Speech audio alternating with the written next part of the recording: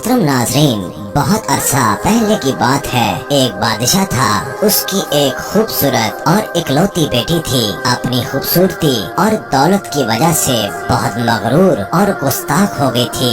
जब भी कहीं से उसके लिए शादी का पैगाम आता, वो उसे ठुकरा देती और उसका खूब मजाक उड़ाती। एक दिन बादशाह ने बड़ी दावत की और उसमें शहजादी से शादी करने वाले तमाम उम्मीदवारों को बुलाया। सब लोग अपने अपने मर्तबे के हिसाब से कुर्सियों पर बैठ गए। शहजादी उस दावत में अपनी कनीजों के साथ बड़ी मगरूराना अंदाज में आई। वो जिस उम्मीदवार के पास से गुजरती, उसको बड़ी हिकारत से देखती। जब एक शहजादे के पास पहुंची जो बहुत मोटा था, तो उसने अपनी कनीजों से हंसते हुए कहा, ये गोल टब है।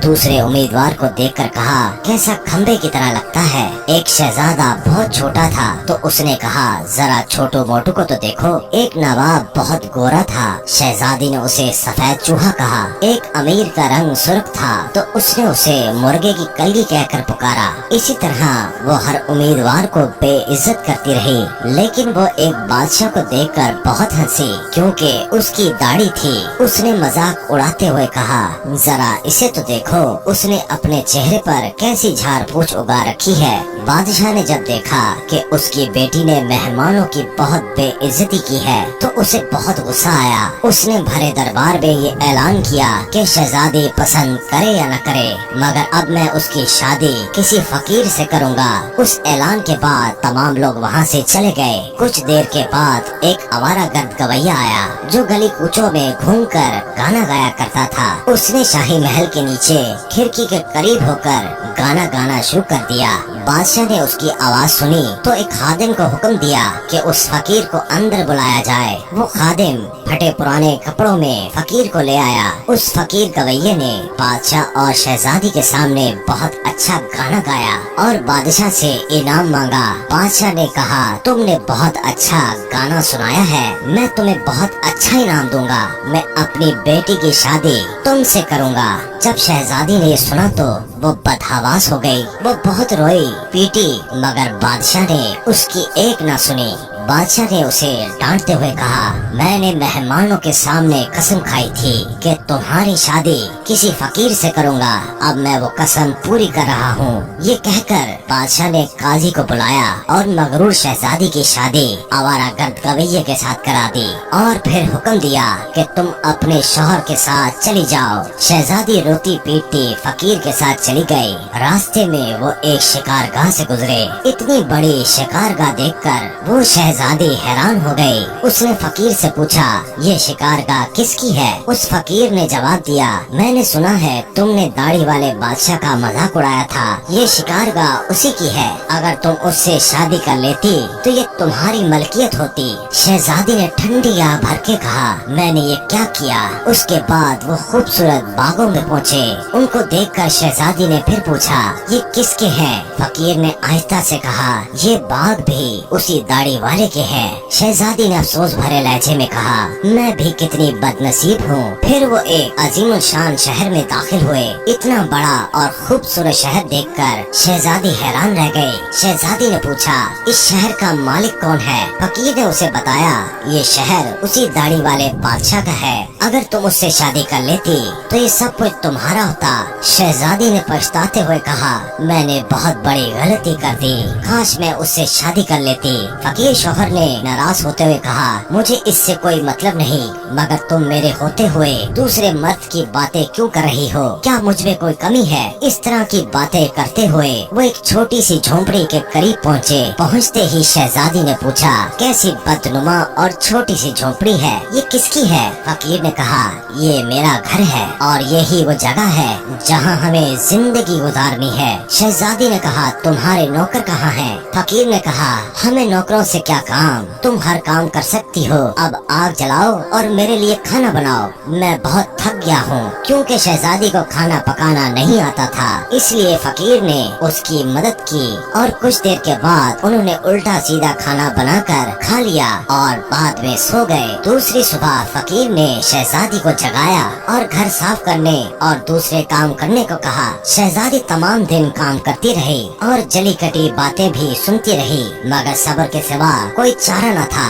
इसी तरह उन्होंने कई दिन गुजार दिए। फिर एक वक्त ऐसा आया कि उनके पास खाने के लिए कुछ न रहा। एक दिन फकीर ने कहा कि मैंने जो कुछ कमाया था खत्म हो गया, अब तुम्हारे कमाने की बारी आ गई है। मैं तुम्हें बैत ला कर देता हूँ, तुम उससे टोकरियाँ बुनना।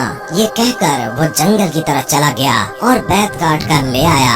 शहजादी ने टोकरियाँ बुनना शुरू कर दी। उसने पहले कभी ऐसा मेहनत का काम नहीं किया था, इसलिए उसकी उंगलियाँ जख्मी हो गयीं और उससे खून बहने लगा। ये देखकर उसके शौहर ने कहा, मेरा ख्याल है तुम ये काम नहीं कर सकती, मैं तुम्हें कुछ सूत ला कर देता हूँ, तुम उससे कपड़ा बुन लेना। मगर वो ये भी ना कर सकी। फकीर ने कहा कि तुम मेरे लिए बिल्कुल बेकार हो, कोई काम नहीं कर सकती, तुमसे शादी करके मुझे बड़ा नुकसान हुआ है। बहरहाल मैं कोशिश करता हूँ कि तुम्हारे लिए मिट्टी के बर्तन ला दूँ, बाजार जाकर उसे बेच दिया करो। मगरूर शहजादी ने कहा कि जब मैं बाजार में खड़ी होंगी तो मेरे मुल्क के लोग मुझे इस हाल में देखकर खूब हंसेंगे। फकीर ने कहा, ये मेरा मसला नहीं है, अगर तुम भूख से मरना नहीं चाहती तो तुम्हें ये काम करना ही पड़ेगा। जब वो शहजादी बाजार में बर्तन बेचने के लिए गयी तो एक खूबसूरत लड़की को लोग बाजार में बर्तन बेचते देखते तो उस पर तरस खाकर कुछ ना कुछ खरीद लेते।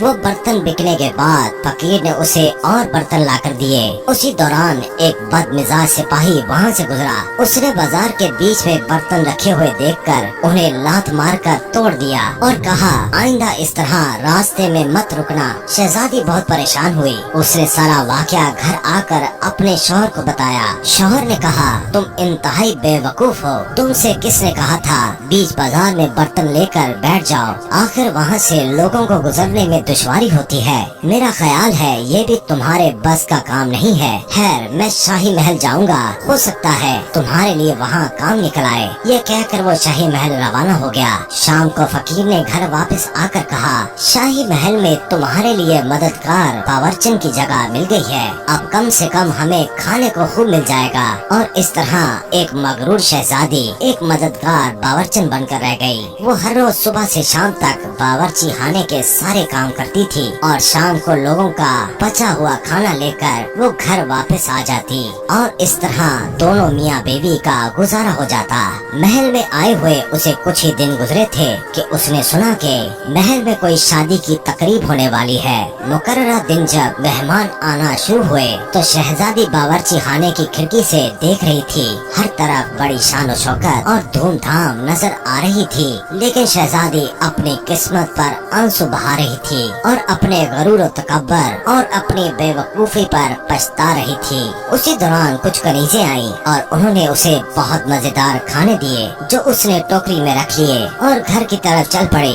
अभी वो महल के दरवाजे से गुजर ही रही थी कि अचानक एक खूबसूरत लिबास में एक शानदार और खूबसूरत शख्स ने उसका रास्ता रोक लिया। शहजादी ने निगाह उठाकर देखा तो वही दाढ़ी वाला बादशाह निकला जिसका उसने खूब मजाक उड़ाया था। वो खौफ और शर्म से कांपने लगी। इतने सारे लोगों को देखकर उसका अपने ऊपर काबू न रहा और घबराहट में टोकरी उसके हाथ से गिर गई। उस टोकरी में सारा खाना गिरकर बिखर गया। तमाम दरबारी हंसने लगे। शहजादी का ये हाल हुआ कि किसी तरह जमीन फट जाती तो वो उसमें समा जाती। उसने झटके से अपना हाथ छुड़ाया और भागना चाहा कि बादशाह ने उसे लपककर दोबारा पकड़ लिया और बड़ी नरमी से कहने लगा, डरो मत, तुमने मुझे नहीं पहचाना, मैं वही आवारा गर्द गवैया हूँ जो तुम्हारे साथ झोंपड़ी में रहता हूँ। मैं वही सिपाही हूँ जिसने तुम्हारे बर्तन तोड़े थे।